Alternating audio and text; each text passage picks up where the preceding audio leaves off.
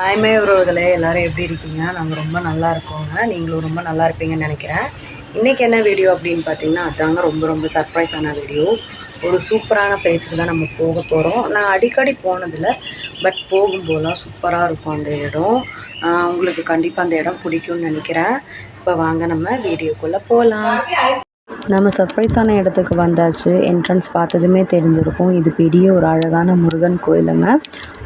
முருகன் வந்து இங்கே அவ்வளோ தத்ரூபமாக இருப்பார். இப்போ நம்ம உள்ளே போனதுமே கீழே மலையடிவாரத்தில் பார்த்தீங்க அப்படின்னா விநாயகர் தான் இருப்பார். இது ரொம்ப பெரிய மலையெல்லாம் இல்லைங்க, ஓரளவு கொஞ்சமாக சின்னதாக இருக்கும். ஸோ நம்ம ஏறி போகிற தூரம் தான் இருக்கும். வயசானவங்களாலும் நல்லா ஏற முடியும்ல.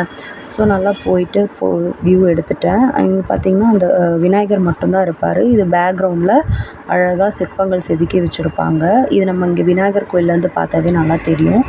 இதெல்லாம் முடித்ததுக்கப்புறமா தான் நம்ம வந்துட்டு மேலே ஏறி போவோம். மேலே ஏறி போகும்போது இடையில பார்த்திங்கன்னா இடும்பன் சன்னதி இருக்கும். நான் அதை எடுக்கலைங்க.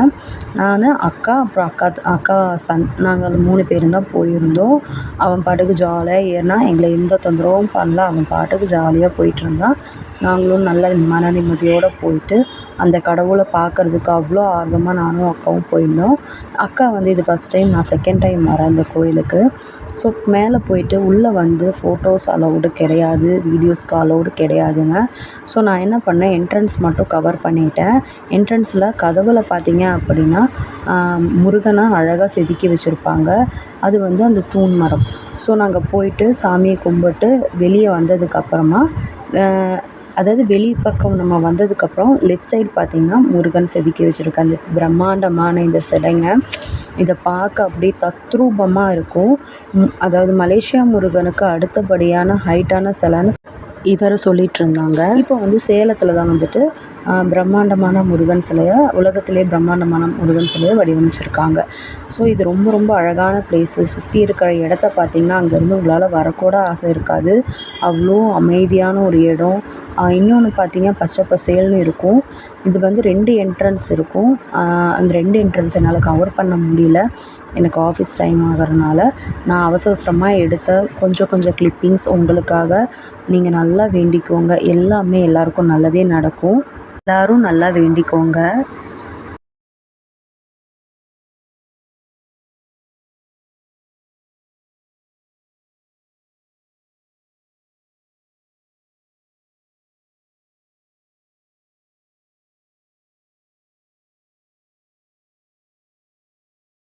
கீழே வந்துட்டோங்க.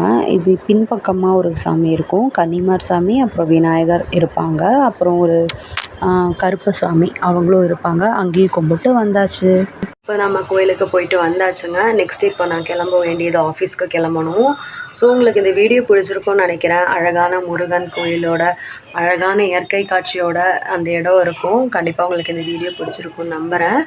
நெக்ஸ்ட்டு அழகான ஒரு வீடியோ எடுக்கிறேன், கண்டிப்பாக உங்களுக்கு நான் ப்ரெசென்ட் பண்ணுறேன். என்னை நம்பி ஒரு 1000 உறவுகள் வந்திருக்கீங்க. அதுக்கு எல்லாத்துக்கும் ரொம்ப நன்றி. தொடர்ந்து இதே மாதிரி ஆதரவு எனக்கு கொடுங்க. உங்களுக்கு கண்டிப்பாக அழகழகான வீடியோவை நான் ப்ரெசென்ட் பண்ணுறேன் முடிஞ்ச வரைக்கும். ஓகேங்களா? வீடியோ பிடிச்சிருந்தா மறக்காமல் லைக் பண்ணுங்கள், ஷேர் பண்ணுங்கள், கமெண்ட் பண்ணி சப்ஸ்கிரைப் பண்ணி நோட்டிஃபிகேஷன் ஆன் பண்ணிக்கோங்க. அதாவது பெல் ஐக்கானை கிளிக் பண்ணிங்கன்னா நோட்டிஃபிகேஷன் ஆன் ஆயிரும். ஓகேங்களா? இன்னொரு அழகான வீடியோவில் சந்திக்கலாம். பாய்.